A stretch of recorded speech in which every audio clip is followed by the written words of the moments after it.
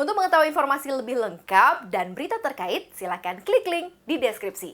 Dan jangan lupa untuk install aplikasi CNBC Indonesia yang tersedia di App Store dan Play Store. Dan jangan lupa subscribe ya.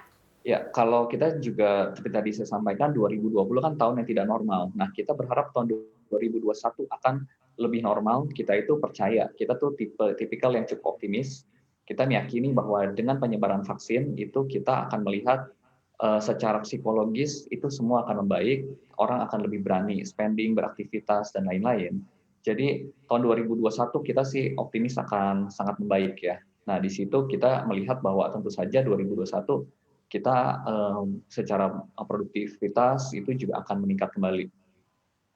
Oke, kalau kita lihat dari sisi pendanaan sendiri akan seperti apa nih Pak strateginya Pak? Kalau mungkin bisa di-share, kemudian juga utilitas nih seperti apa begitu ya, CapEx akan bagaimana begitu ya secara keseluruhan, investasi dan perluasan pasar mungkin yang lagi disiapkan secara general akan seperti apa Pak Budi?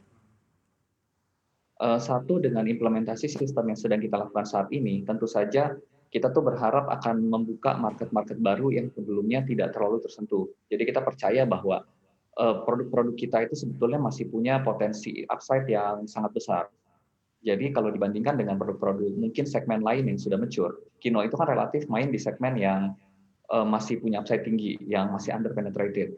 Nah, dengan kita menembus pasar-pasar baru, diharapkan akan ada upside yang cukup tinggi. Kemudian untuk tahun depan sendiri, misalkan investasi, capex akan seperti apa, kita itu akan menyesuaikan diri. Jadi sebetulnya kan tahun lalu dan tahun ini kita tuh sudah cukup banyak spending di capex, di penambahan mesin, penambahan kapasitas.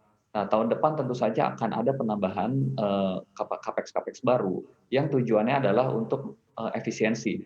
Jadi kita bicara mesin yang sudah dibeli misalkan 5 tahun, 10 tahun lalu, mungkin itu secara energi itu tidak terlalu hemat dan secara produktivitas kecepatan per menitnya itu tidak terlalu tinggi. Nah, kita remajakan supaya dapat efisiensi yang lebih bagus, dapat produktivitas yang lebih tinggi dan seterusnya.